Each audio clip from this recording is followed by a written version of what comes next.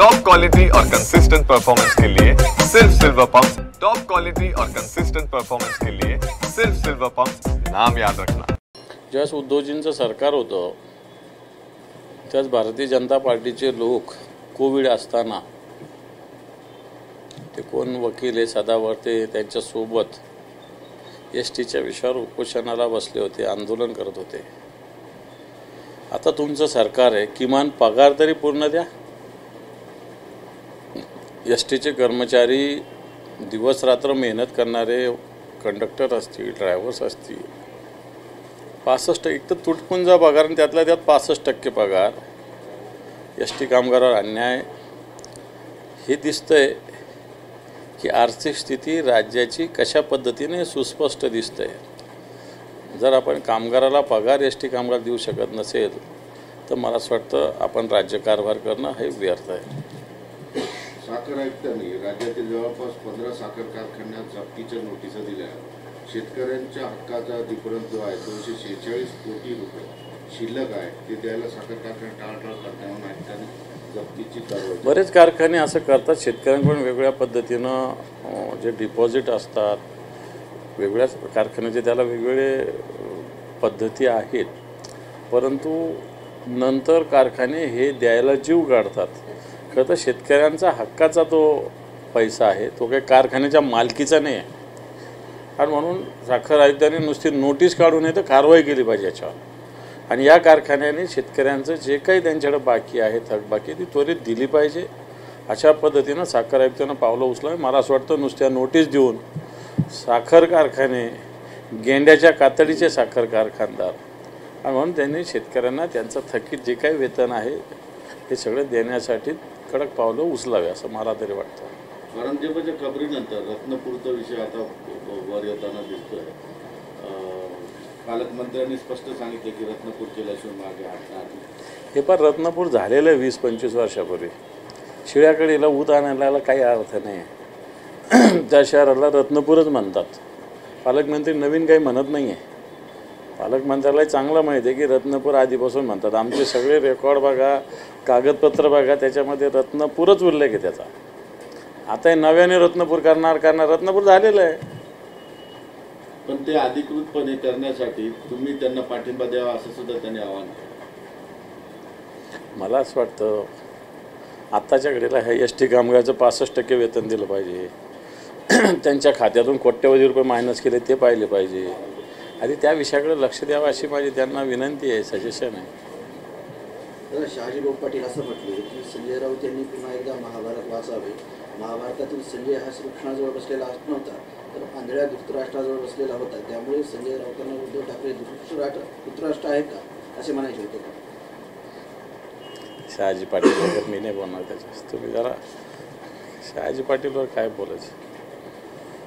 विलास लांडेंची समजूत काढताना अजित पवार असं म्हणाले की शरद पवारांना मी कालही दैवत मानत होतो आणि आजही मानतो।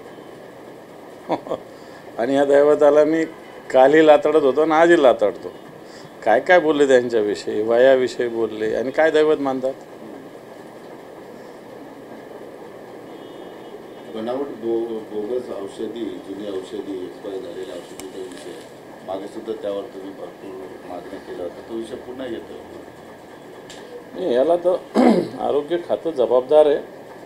अशा पद्धतीनं तत्कालीन आरोग्यमंत्री यांच्या पाठिंब्यानंच अशा सगळ्या गोष्टी घडत होत्या। आताही जर घडत असेल या विषयी आम्ही सातत्यानं आवाज उठवलेला आहे, विधिमंडळाच्या अधिवेशनात उचललेला आहे, विधिमंडळाच्या बाहेर उचललेला आहे, आंदोलनं केलेली आहे। आणि जर अशा हिमती कित्येक कंपन्या तर अशा की जे अस्तित्वातच नाही त्याच्यावरून औषध खरेदी राज्यांनी केलेली आहे। कित्येक बोगस कंपन्याचं नंतर सगळं तपासणी झाली तोपर्यंत सगळ्या देऊन झाल्या होत्या। आणि आता पुन्हा जर अशा होत असेल तर मला असं वाटतं राज्य सरकारच याला पाठिंबा देतं की अशा प्रकारची स्थिती आहे। अमित शहा तटकरे यांच्या घरी भेट देणार आहे, दुसरीकडे गोगाले पालकमंत्री बाबत त्यांची चर्चा चालू आहे। त्याच्यामुळे गोगालेंची काय धाकधूक वाढली का? अमित शहा तटकरे यांच्या घरी भेट देणार आहे? त्यांच्या पक्षाचा तो अंतर्गत विषय आहे। तटकरे असतील किंवा गोगावले असतील हा त्यांच्या पक्षाचा अंतर्गत विषय। परंतु या सरकार येऊन मला वाटतं डिसेंबरमध्ये सरकारला डिसेंबर गेलं, जानेवारी गेलं, फेब्रुवारी, मार्च, एप्रिल आता एप्रिलसुद्धा अर्ध संपत आलेलं आहे। एवढ्या याच्यामध्ये साधा पालकमंत्र्याचा वाद अजून सरकारला सोडविता आलेला नाही। राष्ट्रपुरुषांचा ज्यांनी अपमान केला अशा प्रशासक कोरटकरला 50,000च्या जामीन शुल्कावर जामीन मंजूर झाला। अजित कोरटकर काय काय बोलला होता महापुरुषाविषयी। काल कोणतरी बोललं की नुसतं कायद्याच्या कसोटीवर घासून असे निर्णय नाही व्हावेत, नियम कायदे त्याच्या पुढे जाऊन अशा छत्रपती शिवाजी महाराजांविषयी, जिजाऊविषयी अशा पद्धतीनं बोलणाऱ्या व्यक्तीची तर जीभ छाटली पाहिजे। मी तर वारंवार म्हणतो याची जीभच छाटणं हीच याला शिक्षा आहे। बाकी जेलमध्ये ठेवणं 8 दिवस 15 दिवस 1 महिना 2 महिने 4 महिने त्याच्यापेक्षा या प्रशांत कोरटकरची जीभ छाटली पाहिजे, हीच शिक्षा त्याला होण्याची गरज आहे। तुम्ही आवाहन करताय तसं? हो, जीभ छाटली पाहिजे ना त्याची, त्याने प्रशांत कोरटकरची जीभच छाटली पाहिजे, हीच त्याला शिक्षा योग्य। राज्य सरकारने ई कॅबिनेटसाठी सगळ्या मंत्र्यांना गॅजेट आणि त्यांच्या सचिवांना गॅजेटचं टॅबमध्ये गॅजेट त्या वापरण्याचं काय याच्यामुळे फरक पडणार आहे? कामं लवकर होतील काय तुम्हाला काय वाटतं? काळानुसार हे आज उद्या होईल नाही, याचा उद्देश असा आहे की बरेच जण हा पेपर मिळाला नाही, हा कागद मिळाला नाही, वेळेवर ठराव आला नाही, प्रस्ताव वेळेवर आला नाही, त्याचं काय झालं माहिती नाही, अशा तक्रारी बऱ्याच जणांच्या असतात। आणि म्हणून आता एक जनरली पेपरलेस सगळं प्रशासन करावं, त्याच्यात मंत्र्यांनीसुद्धा टॅब हँडल करावे अशी मुख्यमंत्र्यांची अपेक्षा आहे। चूक याच्यातला त्यांचं म्हणणं असं आहे की ज्यावेळेस जोपर्यंत तुम्ही पेपरलेस होत नाही तोपर्यंत भ्रष्टाचार कमी होणार नाही। ह्या म्हणण्यात बरंच तथ्य पण आहे। त्यांचं म्हणणं कोणी एकमेकाला भेटूच नका या सगळ्या कामाला, तुम्ही पेपरलेस सगळं करा, अर्ज करा, विनंती करा, पत्र द्या, आपोआप सगळ्या गोष्टी होतात। मात्र त्या हेतूने त्यांनी केलं असेल की मंत्र्यांनी टॅब वापरले पाहिजे, मंत्रिमंडळाचे प्रस्ताव काय झाले, काय निर्णय काय, GR काय, बरेच जण तक्रार करतात आम्हाला हे भेटलं नाही आम्हाला, म्हणून मला असं वाटतं त्या अँगलने केलं असेल।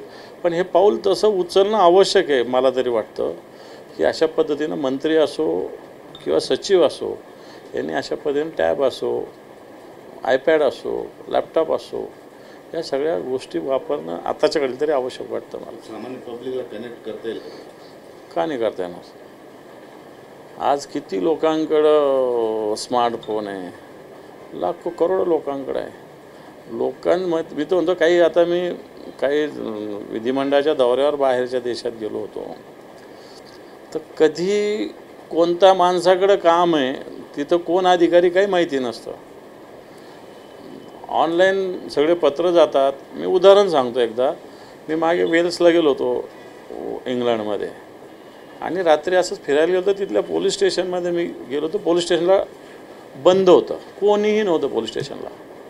नंतर मी 7-8 दिवस तिथं होतो, मी दुसऱ्या तिसऱ्या दिवशी तिथे गेलो, पोलीस स्टेशन उघडं होतं। तर मी सहज एक इंटरेस्ट म्हणून भेटायला गेलो तिथे, तर त्यांना विचारलं, म्हटलं मी परवा रात्रीतून गेलो होतो, तुमचं पोलीस स्टेशन बंद होतं। त्यांनी सांगितलं पोलीस स्टेशन चालू ठेवायचं कशासाठी, काय काम पोलीस स्टेशनला? आमच्याकडे सगळ्या ऑनलाईन तक्रारी येतात, आल्या आम्ही त्याचं सोल्युशन करतो, तेव्हा आम्हाला पोलीस स्टेशन उघडं ठेवायची गरजच नाही म्हणे। तर मला असं वाटतं हा काळ येणाऱ्या काळात येऊ शकतो, आला पाहिजे। रत्नापूरच्या नावावरून इंत्या जैन म्हटले की तुम्ही जे नाव बदलता तुम्ही बापाचंही नाव बदलायला पाहिजे। मला वाटतं मी रत्नापूरविषयी बोललेलो आहे, बाकी इंत्या जैन कोणत्या भावनेनं बोलले, कोणाला बोलले मला काही माहिती नाही, पण तो रत्नापूर नाव हे जुनं आहे, त्याच्यात काय फार काही नवीन होतं। दौलताबादचं नाव देवगिरी जुने, आपण देवगिरी किल्लाच म्हणतो, देवगिरीचे त्याचा उल्लेख। कोणी तुम्हाला दौलताबाद म्हणलंच पाहिजे थोडी म्हणलं, कोणी खुलताबाद म्हणलं असं कोणी म्हटलेलंच नाही ना। रत्नापूर म्हणणारे रत्नापूर म्हणतात, खुलताबाद म्हणणारे खुलताबाद म्हणणार, देवगिरी म्हणणार देवगिरी म्हणतात, दौलताबाद म्हणणार दौलताबाद म्हणणार। चंद्रकांत खैरे साहेब असं म्हटलं की 2029ला आदित्य ठाकरे मुख्यमंत्री। चांगलं आहे, झाले तर स्वागत आहे।